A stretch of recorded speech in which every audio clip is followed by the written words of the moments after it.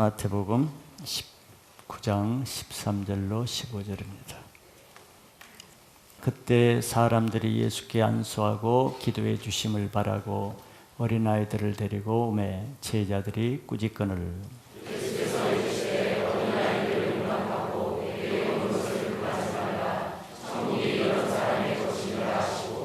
그들에게 안수하시고 거기를 떠나시니라. 아멘. 오늘 말씀은 어린아이와 같이 되려면이라는 제목으로 나누겠습니다. 사람은 마음이 맞아야 같이 할 수 있습니다. 마음이 맞지 않으면 같이 있는 것조차도 어렵죠.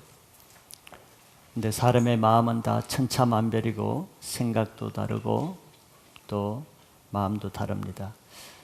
같은 가족, 부모와 자녀 간에도 마음이 다르기 때문에 다투기도 하고, 부부 간에도 생각이 틀려서 다투기도 하고, 같은 직장에서 같은 일을 해도 일하는 방식이 틀려서 어려움을 겪기도 하고, 교회 안에서 같은 신앙을 해도 신앙의 성격 차이로 인해서 동역하기가 어려울 때가 있습니다. 좀 마음을 같이 한다는 것은 그렇게 쉬운 것은 아니죠. 이렇게 사람과 마음이 맞지 않아도 피곤하고 또 힘든데 하물며 예수님과 마음이 맞지 않으면 어떻게 되겠습니까? 사람과 마음이 맞지 않으면 이 세상 살 동안만 조금 불편하게 살면 되지만 예수님과 마음이 맞지 않으면 영원한 불행이 주어지게 된다는 것이 문제입니다. 또 신앙을 할 때 예수님과 마음이 맞지 않으면 신앙생활이 피곤하고 힘들지요. 왜냐하면 사사건건 예수님의 말씀이 자기와 부딪히고 거슬리기 때문에 그렇습니다. 신앙생활에는 결국 우리 자신의 생각과 마음을 예수님의 생각과 마음에 맞춰가는 과정이라고 할 수 있습니다. 그래서 예수님의 생각하시는 것이 나도 그렇게 생각이 되고, 또 예수님이 행하시는 것이 나도 그렇게 옳게 보이고, 이러면은 신앙이 좋은 신앙이라고 할 수 있습니다. 왜냐하면은 예수님은 길이요, 진리요, 생명이시기 때문에 그렇죠. 빌립보서 2장 5절에 그래서 성경은 너희 안에 이 마음을 품으라 곧 그리스도 예수의 마음이니 그랬습니다. 신앙생활은 우리 안에 예수의 마음을 품어가는 과정이라고 할 수 있고, 그것이 예수 그리스도의 형상을 이루는 목표로 나가게 하는 방법입니다. 예수님의 마음을 품기 위해서는 예수님이 어떤 마음을 품었는가를 이해하게 될 때 보다 쉽게 따라갈 수 있습니다. 예수님도 아버지 대신 하나님의 마음을 품기 위해서 십자가에 달리시기까지 자기는 원치 않지만 하나님이 원하시기 때문에 자기를 부인하시고 십자가에 달리심으로 하나님의 마음을 따라가려고 하신 겁니다. 그것이 우리의 신앙의 모델이죠. 즉 우리가 예수님의 마음을 본받기 위해서는 저절로 되지 않고 자기 속에 있는 예수님의 마음과 같지 않으려는 그 마음을 부인하고 십자가에 못 박을 때 예수님과 같은 마음을 품을 수가 있게 된다는 것이죠. 그래서 예수님의 보시는 관점이 나도 그렇게 보이고, 예수님이 싫어하시는 것이 나도 당연히 싫게 보이고, 또 예수님이 좋게 보이는 것은 나도 좋게 보이면은 우리 안에 예수의 마음이 품어졌다고 말할 수 있습니다. 제자들은 예수님과 3년 동안 정말 밀착해서 먹고 마시고 자고 24시간을 같이 할 정도로 예수님과 가장 많이 지낸 제자들입니다. 그러면은 예수님과 같은 마음이 되기가 쉬웠을 거라고 생각이 되죠. 스단께도 3년이면 풍을 오르는데 예수님과 3년 동안 있었으니 예수님의 모든 것을 보고 듣고 모든 것을 다 같이 행동했는데 얼마나 좋은 기회였습니까? 그런데 성경에 보면은 예수님의 생각과 제자들의 생각은 조금 다른 면이 많이 나타나죠. 오늘 본문에도 사람들이 예수님께 자기 아이를 좀 안수 기도를 받기 위해서 데리고 나왔습니다. 그런데 제자들은 자기들이 그래도 예수님의 마음을 가장 잘 이해한다고 자부하는 사람이겠죠. 그래서 예수님을 번거롭게 하는 것을 방지하고 예수님을 보호하기 위해서 그 아이들을 꾸짖었습니다. 오지 말라고. 예수님도 그렇게 생각할 줄로, 좋게 생각할 줄로 그렇게 생각했겠죠. 그런데 의외로 예수님의 생각은 달랐어요. 제자들이 잘한다고 한 행동이 예수님의 마음을 오히려 상하게 했습니다. 그래서 예수님은 아이들이 내게 오는 것을 금하지 말고 용납하라. 반대로 말했어요. 그렇게 하지 말라고 했어요. 예수님 마음을 모르는 거예요. 그래서 예수님은 그 이유는 천국이 이런 어린아이와 같은 사람의 것이다 하면서 제자들이 그만 오히려 그 아이들에게 안수해서 보내셨다 그랬습니다. 이것은 우리의 신앙생활에서 많이 겪는 일이에요. 우리가 잘한다고 하는 행동이 오히려 하나님의 일에 거스림이 되고 우리가 잘 믿는다고 확신하는 내 신앙이 오히려 예수님의 생각과 다른 경우가 생기는 것과 같은 현상입니다. 제자들은 아직 예수님의 마음을 잘 알지 못하는 것이죠. 그런데 아이가 아무리 부모를 참 돕는다 해도 부모의 의중과 의사를 모르면 반대로 하는 경우가 얼마나 많습니까? 교회 신앙생활도 비슷한 거죠. 제자들은 이렇게 예수님을 충성스럽게 섬기려고는 하지만 예수님의 마음을 모를 때 예수님의 마음에는 오히려 거슬림이 되었어요. 왜냐하면 제자들은 천국에 속한 영적인 일을 세상의 사람의 기준으로 생각했기 때문에 그런 결과가 나타났죠. 그러면서 예수님은 천국은 이런 어린아이와 같이 되어야 된다고 말씀하셨기 때문에 오늘은 우리가 천국을 소유하기 위해서 어린아이와 같이 된다는 것이 무엇인가? 여기 우리가 초점을 맞춰서 어린아이의 속성이 수없이 많겠지만 저는 한 몇 가지 우리에게 필요한 것 한 3가지 어린아이 같이 되기 위해서는 무엇이 되어야 될까를 한번 나눠보기를 원합니다. 첫째는 예수님이 어린아이와 같이 되라는 것은 아마 어린아이의 마음같이 순수해야 된다는 것을 강조하신다고 생각할 수 있습니다. 왜냐하면 예수님은 산상수훈에서 우리에게 마음이 청결한 자가 하나님을 볼 것이요 그랬습니다. 마음이 청결한 것이 순수한 마음이죠. 심령이 깨끗하다는 것입니다.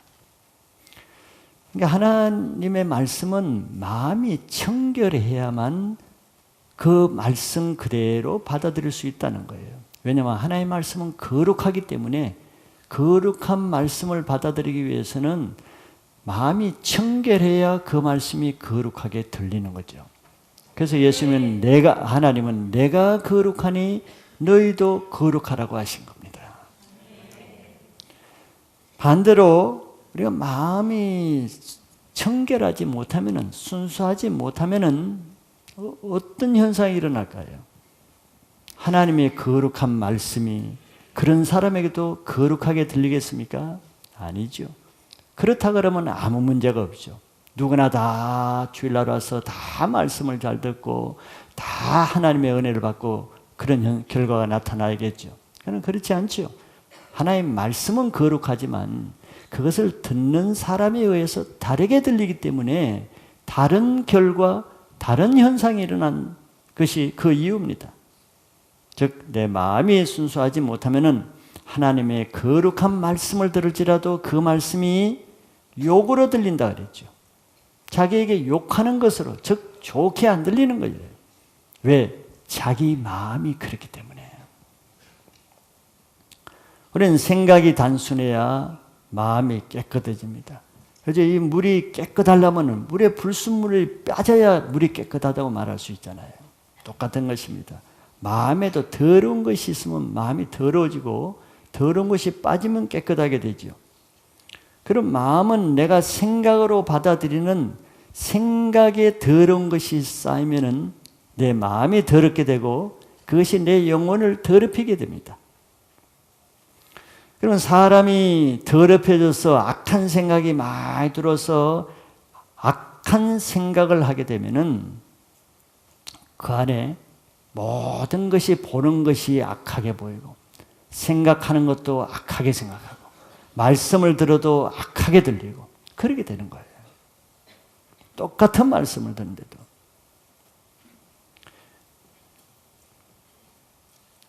그래서 마음이 악하면은 하나님의 말씀이 악하게 들리고 마음이 교만하면은 하나님의 말씀이 그렇게 들리는. 왜? 하나님은 우리의 마음대로 대하기 때문에 자비한 자에게는 자비하게 대하고 마음이 높아진 자에게는 높아지게 대하기 때문에 그렇습니다. 성경에도 육신에 속한 사람은 육신의 생각을 하고 영에 속한 사람은 영에 속한 생각을 한다 그랬습니다.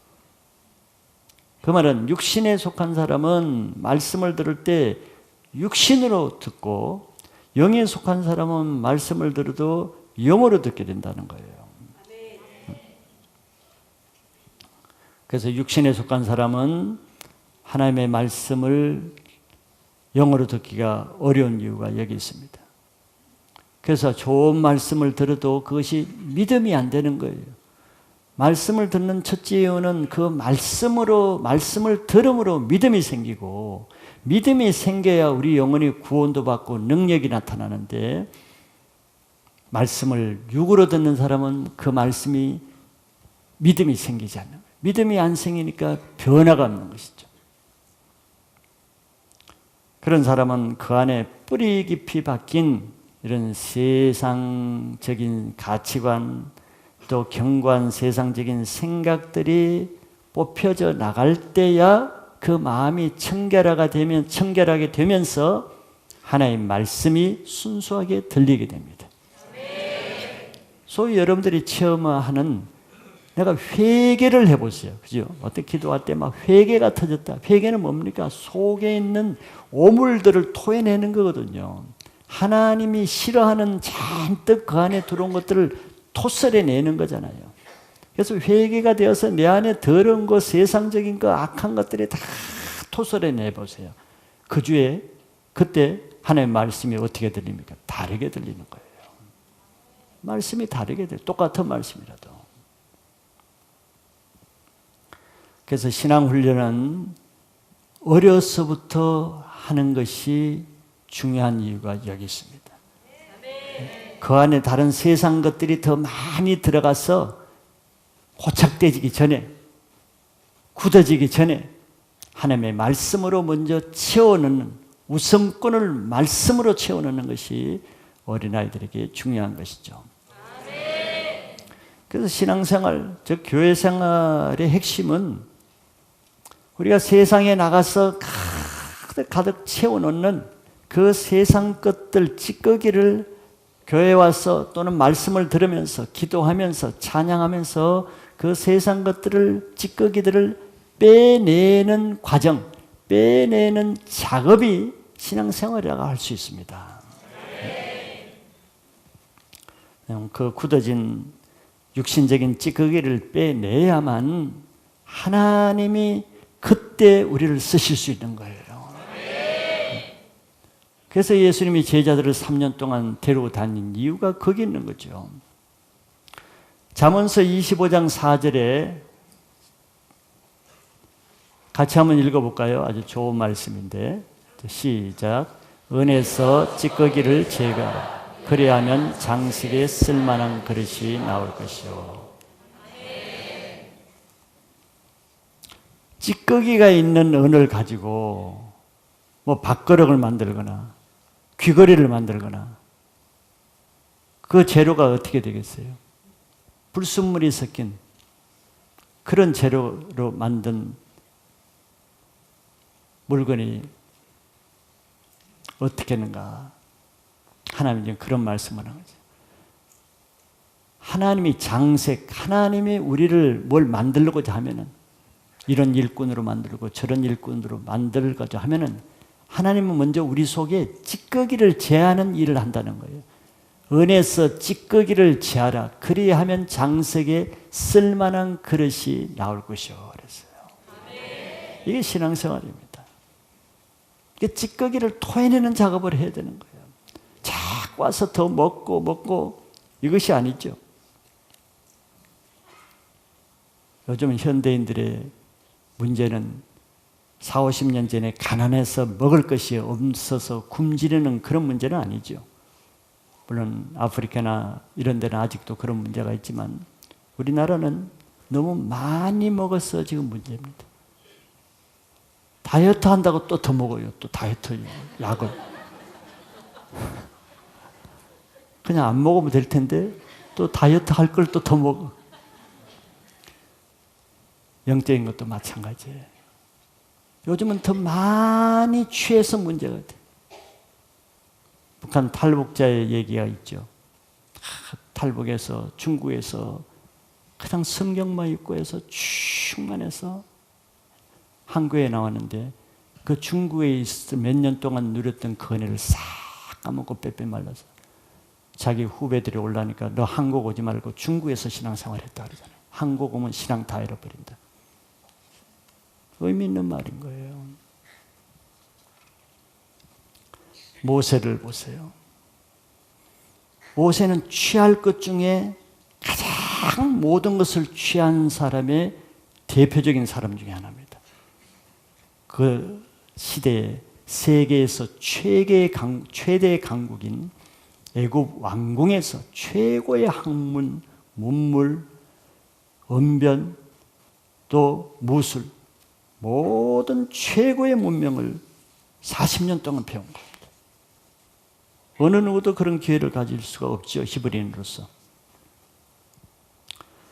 그래서 그가 40세가 되었을 때 내가 이제 배울 만큼 배우고 갖출 만큼 갖췄으니까 이제는 내가 하나님을 위해서 자기 백성들을 구원한 일을 좀 해야겠다. 아주 거룩한 마음을 품었어요. 좋은 마음이죠. 자기를 위해서 평생 먹고 사는데 문제가 없는데 스스로 자기 백성과 함께 고난받기 위해서 뛰어들었단 말이에요. 얼마나 하나님 앞에 보실 때 우리가 보기에는 기특하고 정말 아름다운 마음입니까? 그런데 하나님 편에서는 그 기특한 마음을 거절하시고 받아주지 않았어요. 모세가 하고자 하는 것을 허락하지 않았습니다. 이걸 우리는 잘 눈여겨봐야 됩니다. 왜냐하면 그런 것이 귀하기는 하지만 그런 것은 세상을 위한 일을 위해서는 왕도 할 수 있는 것입니다. 지식이고 문물이고 능력이. 세상의 왕이 되는 데는 문제가 없는 지식입니다. 부족함이 없어요. 그러나 그것을 가지고 하나님의 일을 하는 데는 그것 가지고는 오히려 방해가 된다는 거예요. 그런 것만 가지고 하나님의 일을 할 때는 아무것도 할 수 없다는 거예요. 그러나 하나님은 모세를 아주 너는 안 된다고 내팽개친 게 아니에요. 모세 그 귀한 것을 하나님이 받으셨습니다. 네가 그런 마음을 가지고 있어? 너 정말 내게 소중하리다. 그럼 내가 그렇게 쓸게. 하고 모세를 받아들인 것이 모세를 미디안으로 보낸 겁니다. 모세를 버린 게 아니에요. 그 귀한 마음을 받으신 겁니다. 그래서 40년 동안 모세를 준비시키는데 40년 동안 애굽에서 취한 그 모든 세상 찌꺼기들 그거를 미디안에서 빼내는 그런 훈련을 하나님이 시켜주신 겁니다. 모세를 품고 안고 있는 거예요. 버려진 게 아닙니다. 즉 40년 동안 애굽에서 취한 세상의 모든 찌꺼기를 제거하는 영적인 디톡스 작업을 한 거예요. 디톡스란 말 많이 들어보셨죠? 우리 디톡스 주스를 해서 우리 몸 안에 있는 해독 작용을 한다는 그런 뜻이죠. 독을 빼내는. 그러니까 영적인 디톡스 작업을 하기 위해서 하나님이 따로 데려다가 미디안의 훈련 도장에 넣은 것이죠. 미디안은 그를 세상 문화가 다 단절되고 세상 영광이 다 단절되고 왕궁에서 누릴 수 있는 모든 문화가 차단된 곳이 미디안입니다. 요즘 말하면 모든 와이파이, 인터넷, 미디어가 다 단절된 곳이 그런 것이 미디안입니다. 그래서 그곳에서 모세 안에 40년 동안 배이고 쌓여 있는 그 세상 것들을 40년 동안 빼내는 디톡스 작업을 한 거예요. 쉽지 않았겠죠. 얼마나 불편했겠어요. 자기 인생이 망가져가는 그것을 하루하루 체험하면서 모세의 마음이 어떻게 했어요? 그래서 모세는 40년 동안 세상의 모든 문화를 차단한 문화 금식 훈련에 들어간 것입니다. 오늘날로 말하면 인터넷 금식, 미디어 금식, 문화 금식, 이런 훈련에 비교가 되겠죠. 세상 것들을 빼내는 것이 필요하지, 자꾸 우리는 세상 것을 집어넣고 소화해내고 또 집어넣고 그것이 문제가 되는 거죠. 그래서 모세에게 40년 동안 이제 더 이상 세상적인 명예와 지식이나 영광이 아무 가치가 없고 쓸모없이 되었을 때, 미디안 양치는 사람에게 금술이 뭐가 필요하며 활 쏘는 것이 뭐가 유용하며 양을 치러 나갈 때 왕관 머리에 쓰고 나간들 그 뭐가 양치는 데 도움이 되겠어요? 아무 쓸데없는 거예요. 그냥 양치는 데는 칼 대신 그냥 목자의 지팡이 하나만 필요한 거죠. 지금 그렇게 된 거예요. 40년 만에. 그렇게 되었을 때 이제는 40년 동안 들어온 것이 다 빠져나가서 아무 쓸데가 없이 되었을 때 하나님은 그때 이제 훈련 합격을 하고 그때 그를 부르신 거예요.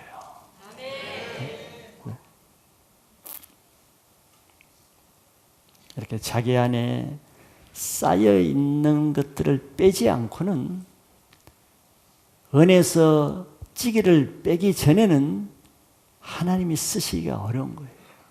그래도 모세도 40년이 걸린 겁니다. 40년 걸린 것도 잘했지. 어떤 사람 80년 걸려도 못 쓰면 그게 뭐가 되겠어요?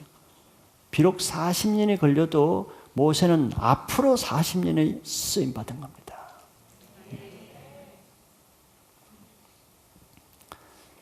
현대인들의 문제는 세상뿐만 아니라 교회 안에도 너무 화려한 프로그램이 많은 거예요. 너무 수준 높은 프로젝트나 시스템이 많은 거예요. 좋은 점도 있겠지만 한번 생각해 보세요. 그것이 우리 영성에 얼마나 도움이 됐는지. 나는 오히려 그런 것을 빼내는 작업을 해야 정말 영성훈련을 받기 위해서는 탈북자들과 같이 그런 미디안 훈련을 받아야 영성이 생기는 거지.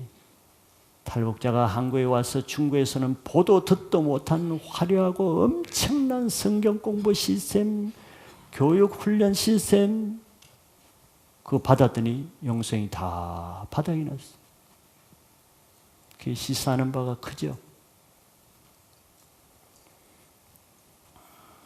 같이 우리가 새롭게 되기를 원한다면은 뭘 자꾸 취하는 것보다 지금 비만증에 걸리는 우리 영성에 신앙에 이제는 그 비만을 빼내는 몸에 쌓이고 쌓인 세상적으로 형성된 또 종교적으로 형성된, 조직으로 형성된, 지식으로 형성된, 이론으로 형성된 모든 애국 왕궁에서 취해왔던 그 묵은 것을 빼내는 만큼 우리 영성이, 오리지널 원래 우리 영성이 회복될 수 있을 것입니다.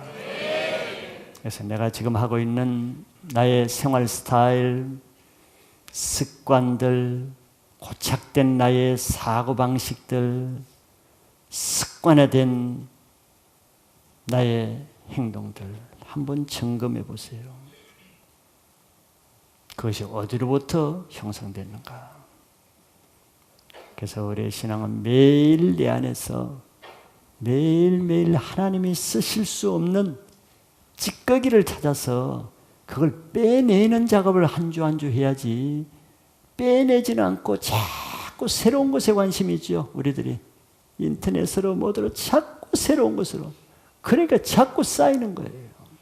그럼 빼내는 시간도 40년에서 50년으로 연장되고 60년으로 연장되고 70년으로 연장될 때 그때 하나님 나라로 가버리는 거예요. 평생을 그렇게 하다 취하다가 한평생 지낸단 말이에요.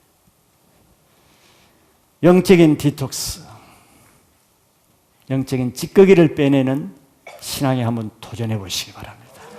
그럼 우리 영이 맑아질 거예요. 새로운 영적 세계를 경험할 것입니다. 이게 어린아이의 순수한 마음이에요. 우리 속에 너무 더러운 것이 들어와서 순수함이 없어지는 거예요.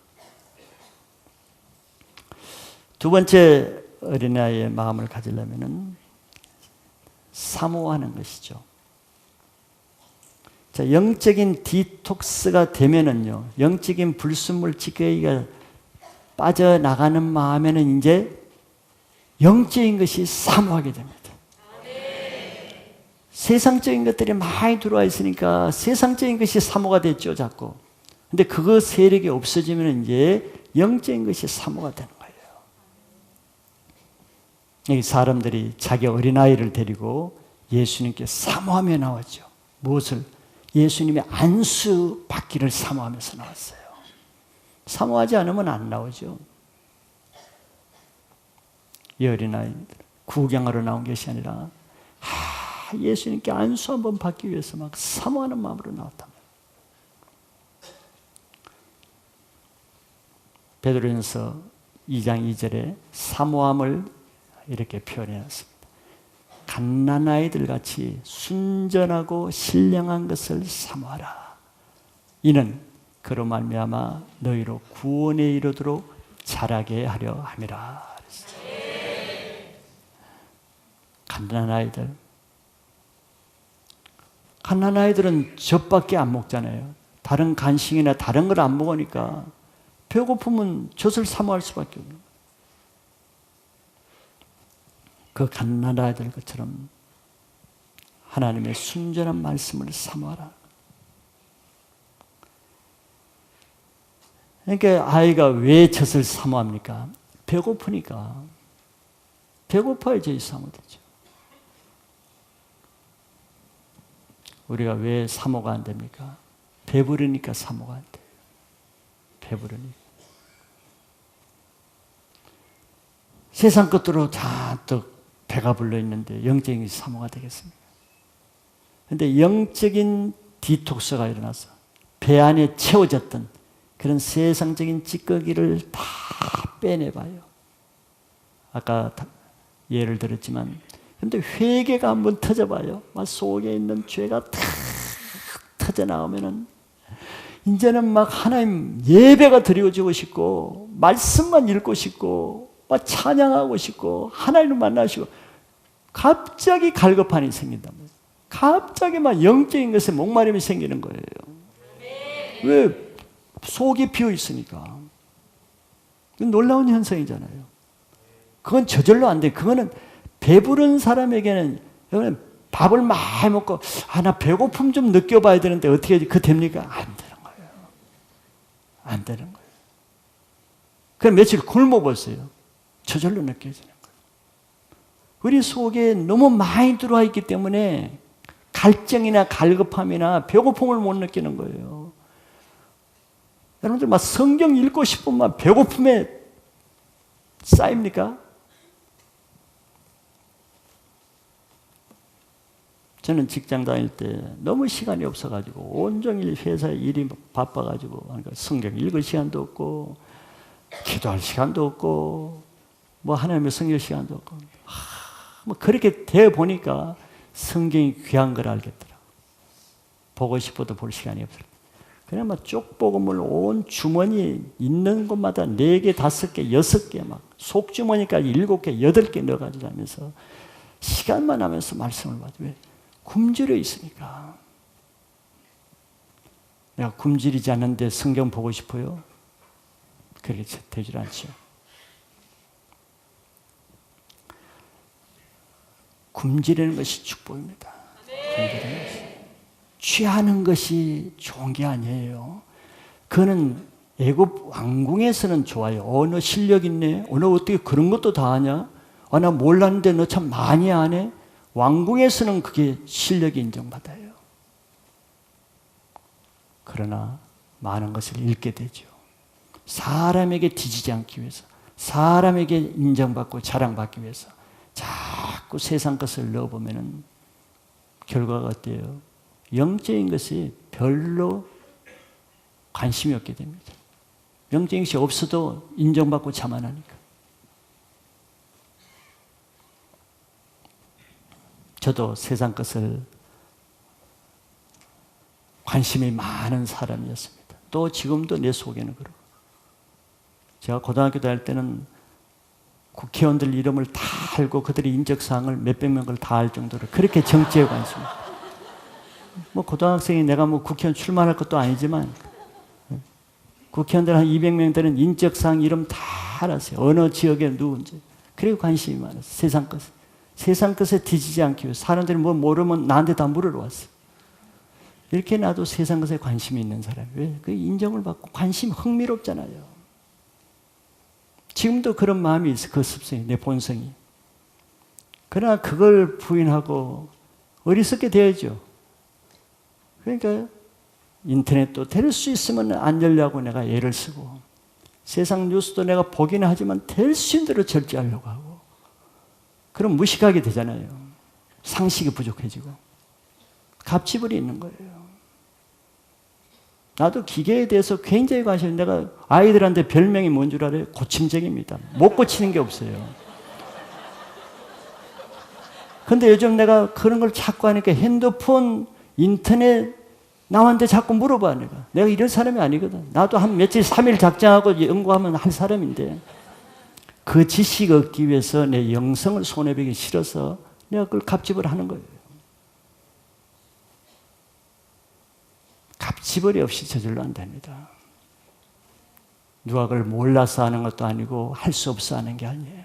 할 수 있지만 내가 더 좋은 걸 위해서 부인하고 갑질을 하는 것이죠.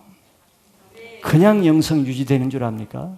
그냥 신앙이 좋아지는 줄 생각하지 않죠. 그렇게 안 되는 걸 우리가 압니다. 저절로 안 돼요. 십자가에 자기 갑질을 부인하고 십자가에 죽이는 것이 없이는 되지 않는 거예요.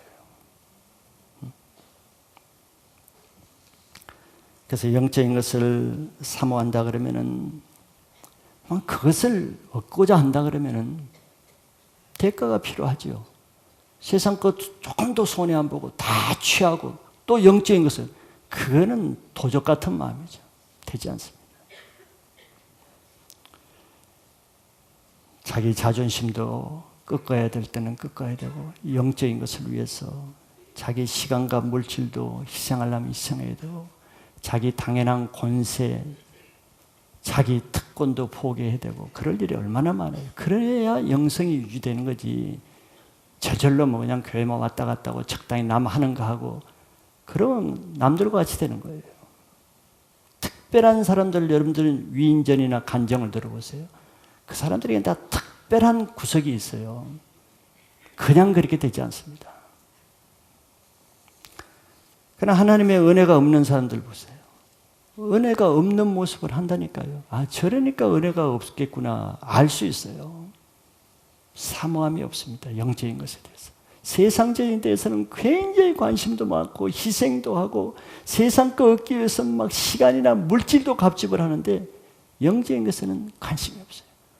그런 은혜가 없지. 수르보니게 여인을 우리가 보았죠. 자기 딸이 귀신 들렸잖아요. 그 고치기 위해서 사모함이 있는 거예요. 예수님 만나서 그 고침받고 사모함이 있으니까 예수님이 거절해도 문제가 아니에요. 개와 같이 취급당하는데도 그 자존심 내려놓고 어떤 갑질도 다 하죠. 왜? 사모하니까. 개 취급을 받아도 주님의 은혜를 받는다면 상관없다는 거예요. 이게 주님이 그 중심을 보셨죠. 중심을 보시고 고쳐주는 거예요. 은혜가 없는 사람은 그렇게까지는 못하잖아요. 그렇게까지 내가 뭐 은혜 받고 싶진 않다. 그렇게까지 해서 내가 신앙하고 싶진 않다. 이런 마음이 있거든요. 그러면 그렇게 되는 거죠. 우리 다음에 보겠지만 부자 청년도 영생에 대한 사모함은 있었어요. 그래서 예수님께 나왔죠. 그런데 사모함이 있으면 갑지불도 해야 되는데 재물을 팔아 가나안지에 주라 할 때 재물의 갑지불이 아까워서 뭘 포기했어요? 재물을 포기한 게 아니라 영생을 포기했어요. 무엇을 더 사모하는가가 나타나는 거죠. 물질 때문에 그 마음이 줄이질 않았어요. 부했습니다. 그러니까 자기 영혼의 영적인 것에 대한 굶주림이 있어야 대가도 지불할 수 있고 무엇이든지 할 수 있는 마음이 되는데 굶주림이 없으니까 좀 힘들면 안 해버리고 마음에 맞으면 안 해버리고 하기 싫으면 안 해버리고 그러면 그 수준의 인생이 되는 거죠.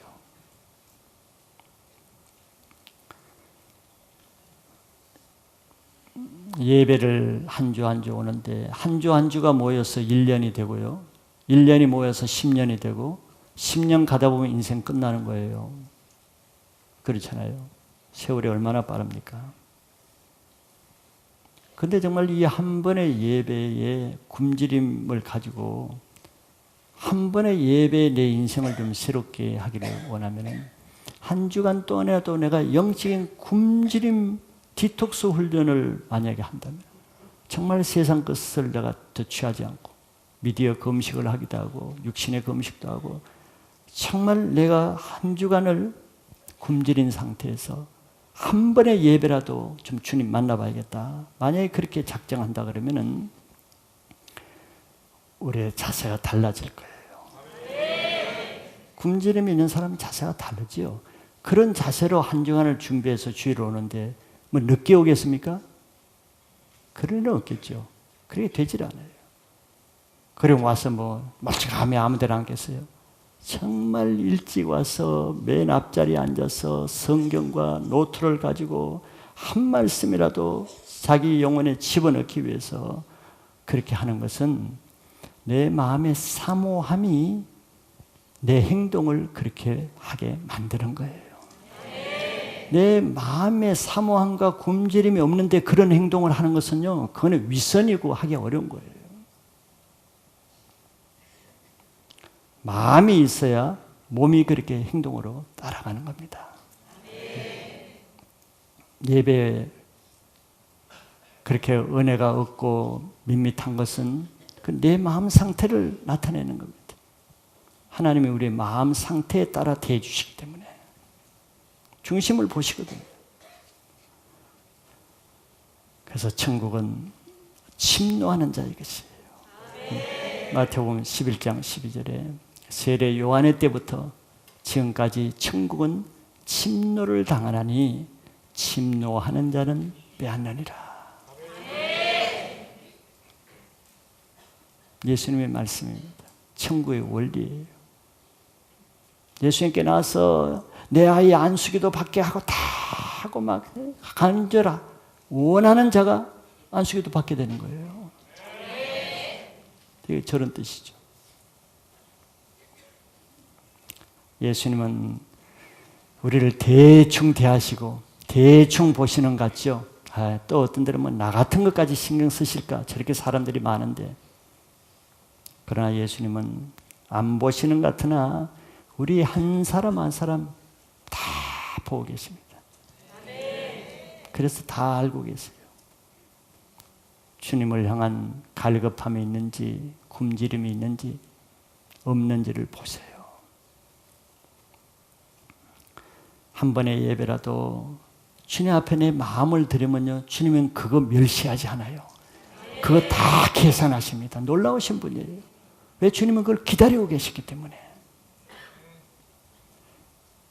그래서 이번 한 주간이라도 이 말씀이 내 영에 들려진다 그러면은 한 주간 정말 육신적이고 세상적이고 주님이 원하시지 않는 것을 한번 절제해보고 한번 내 안에 있는 것을 한번 빼내는 작업을 해보고 한 주간 한번 실습 아니면 한번 시험해 보세요.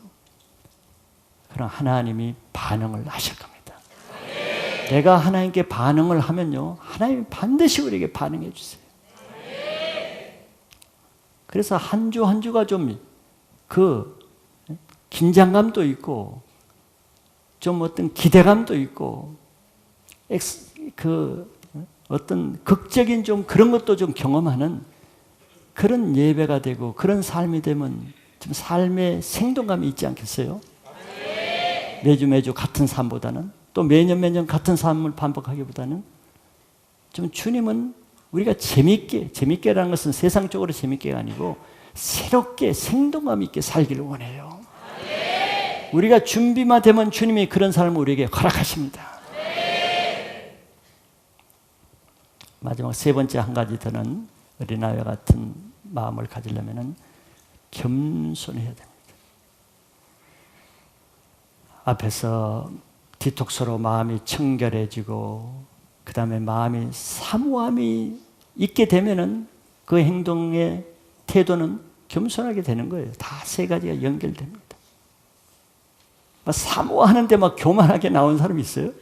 나 사모한다니까 막 그렇게 되질 않아요. 같은 마음입니다. 예수님은 성경에서 어린아이와 같이 되라고 할 때 자기를 낮추는 어린아이의 특성에 대해서 그렇게 말씀하셨습니다. 우리 앞에서 마태복음 18장 4절에 이렇게 말씀하셨잖아요.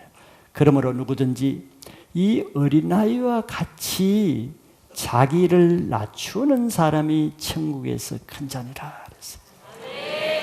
그러니까 어린아이의 특성 중에 자기를 낮추는 것. 이래야 천국에서 큰 자가 된다는 거죠. 우리 여기 계신 분도 처음부터 어른이 된 건 아니죠. 다 어린 시절을 거쳐왔잖아요.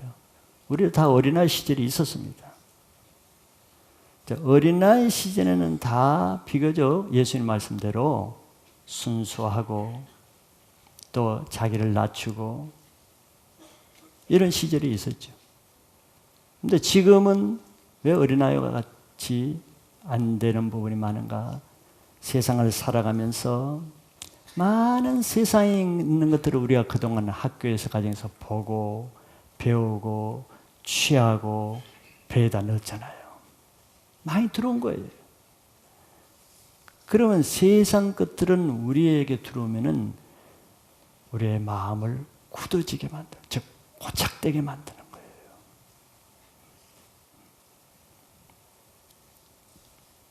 그래서 나이가 들어갈수록 대부분이 어릴 때보다는 마음이 완고해지죠.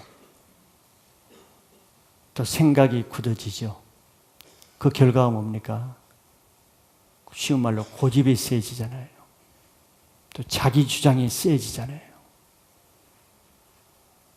이게 어린아이 때와 지금 나이가 먹어서 보니까 많이 쇠퇴했다는 증거죠. 그런 말씀을 들어도 어린아이같이 순수하게 안 들리는 거예요. 계산을 합니다. 무슨 틀에다가 그동안 배우고 경험한 지식의 틀에다가 일단 한번 넣어보는 거예요.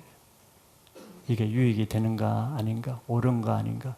순수하게 바로 받질 않아요. 계산을 해봅니다. 그만큼 변질된 거죠. 변화가 없는 이유가 뭐냐? 어린아이들은 금방 변하죠. 여기 주일학교 교사들은 알 겁니다. 어린아이들이 얼마나 말씀을 어른들이 부끄러워할 정도로 순수하게 그대로 받는지. 그러니까 어린아이들의 영이 금방 열리는 거예요. 그만큼 깨끗하니까. 어른들이 부끄러워할 상태가 많이 있어요. 어린아이들을 보면. 신앙에 변화가 없는 것은 그 사람이 변화를 싫어하는 생각을 가지고 있기 때문입니다. 나이가 많다고 다 일률적으로 변화 안 되는 건 아니죠. 나이가 많은 사람은 내가 지금까지 살아온 그것을 지키려고 하지 변화하려고 하지 않는 생각을 많이 가지고 있습니다. 왜? 첫째는 자기 주장, 자기 확신이 강하고 내가 지금까지 내가 이렇게 살아왔다. 두 번째는 불편함, 즉 갑지부를 싫어하는 거예요. 내가 이 나이에 또 그렇게 힘들게 살 이유가 뭔가? 변화를 싫어하는 거예요. 그는 교회를 다녀도 변화가 안 돼요. 변화가 안 된다는 것은 하나 앞에서 아무것도 하는 일이 없어요. 묵은 포도주에서 새 포도주를 먹어야 되는데 새 포도주를 먹지 않고 옛 것이 묵은 것이 낫다 하느니라. 예수님 말씀 그대로죠. 그건 착각입니다. 그거는 바리새인들이 이미 우리에게 잘못됐다고 이미 확정을 시켜준 삶을 사는 거예요. 바리새인들은 예수님이 말씀해도 나는 내대로 살겠다는 거죠. 종교인들의 불행입니다. 아이들은 말씀을 전하면은 그 자리에서 눈물을 흘리기도 하고 집에 가서 엄마한테 그대로 살겠다고 행동하기도 하고 해요. 이 순수하기 때문에. 아직 마음이 굳어지지 않아서 그렇죠. 그래서 아이들은 막 의자에서 떨어지고 굴러지고 넘어져도 잘 안 다쳐요. 또 잘 안 부러집니다. 근데 어른은 조금만 해도 다치고 상처받고 부러져 버려요. 살이 굳어지고 뼈가 굳어져서. 우리 영성도 마찬가지. 어린아이같이 마음이 부드럽고 순전하면은 웬만한 것에 상처받거나 아프지 않습니다. 웬만해서 신앙이 넘어지지 않습니다. 근데 신앙이 완고하고 굳어있어 봐요. 난 말 한마디 해도 픽 삐지고 조그만 일에도 퍽 쓰러지고 넘어지고 깨어지고 다쳐요.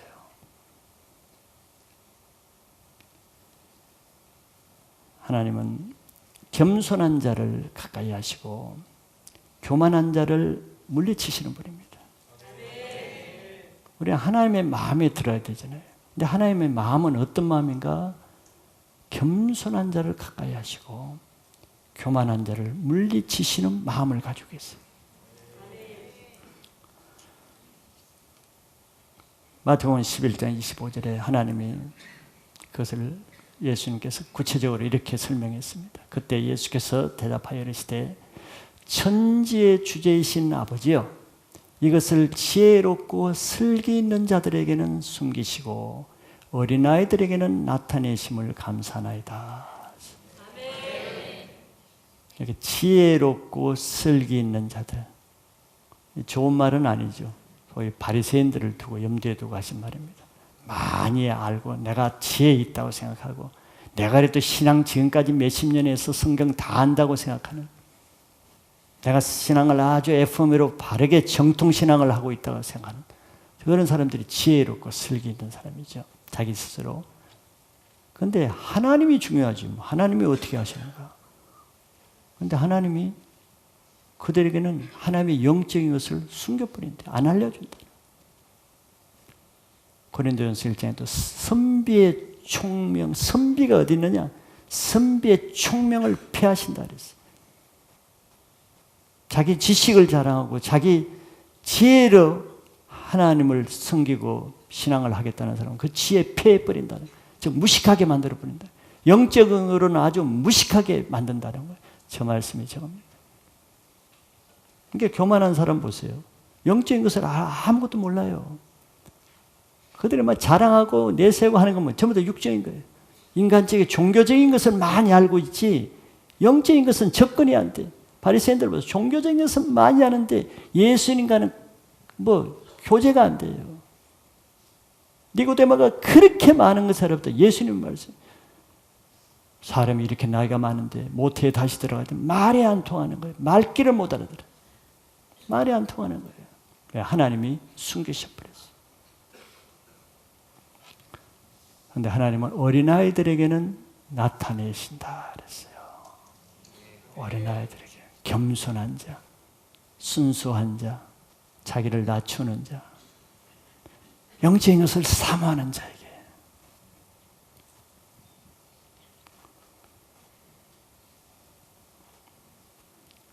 삭개오는 평생을 세리로서 욕을 먹고 죄인 취급받으면서 죄인 중에 괴수인 세무서장 자리까지 올라왔습니다. 그럼에도 불구하고 나는 주님에 대한 사모함이 있었어요. 내 인생 지금이라도 그가 나이가 한 60은 됐겠죠. 살 만큼 살고 될 만큼 된 사람입니다. 그래도 그 나이에도 지금이라도 내 인생 좀 새롭게 살아볼 길이 없을까. 그래서 예수라는 사람에 대한 말을 들었겠죠, 소문을. 그래서 그 예수를 한번 좀 만나봐야겠다. 사모함이 생겼어요. 겸손한 마음이죠. 세무서장으로서. 예수는 그 당시에 나사렛 촌 목수의 아들로 알려진 사람이에요. 그래서 세무서장이라는 그 체면, 자존심, 지위에도 불구하고 어린애와 같이 돌 모아가 나무 위에 올라갔어요. 그건 애들이랑 하는 일이죠. 그러니까 애들처럼 올라가요. 어린아이처럼 된 거예요. 그 삭개오의 마음이. 정말 놀랍지 않아요? 세무서장이 마음이 완고하고 채통 부리고 자존심 세우는 사람, 말도 안 되는 소리지. 근데 올라갔어요. 그걸 누가 보겠어요? 사람들은 비웃죠. 그걸 예수님이 보신다니까. 왜? 예수님의 마음에 합한 마음을 가진 거예요. 그래서 예수님이 딴 사람 안 만나주고 그 삭개오를 만나줬잖아요. 주님은 은혜 주실 자를 은혜 주시고 하나님, 주님이 만나 주실 자를 만나 주시는 분입니다. 터무니없이 근거 없이 하는 게 아니에요. 그냥 삭개오를 만나 주신 게 아닙니다.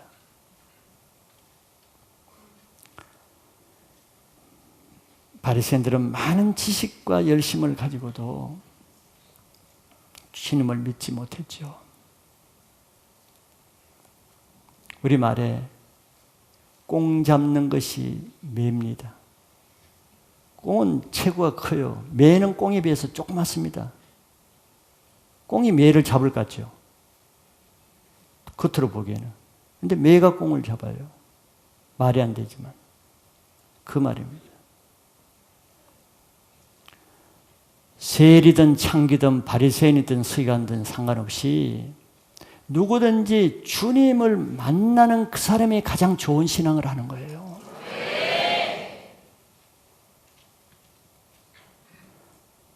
아무리 많은 지식과 경력이 있어도 주님이 만나 주시지 않고 은혜를 받지 못하는 사람은 아무리 자기가 신앙을 잘한다고 해도 주님 앞에서는 그 사람 지금 잘못된 신앙을 하고 있는 겁니다.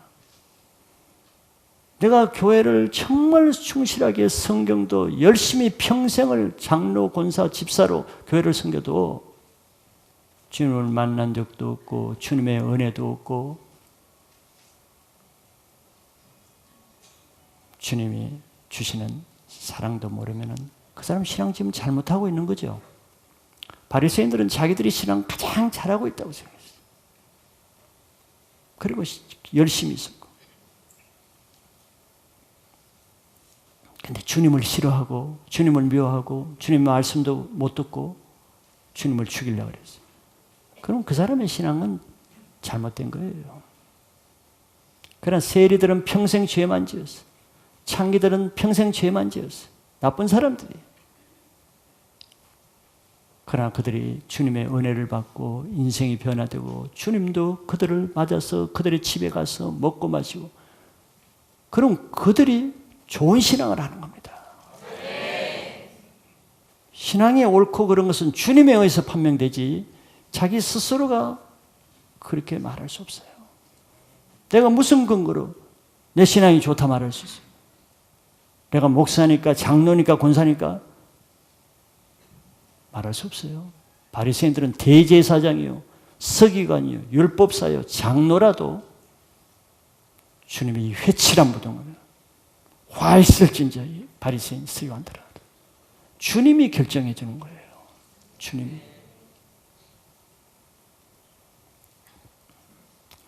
모든 우리 인생에 옳고 그러면은 주님이 나를 어떻게 대해 주시고 어떻게 만나 주시는가에 따라서 결정됩니다.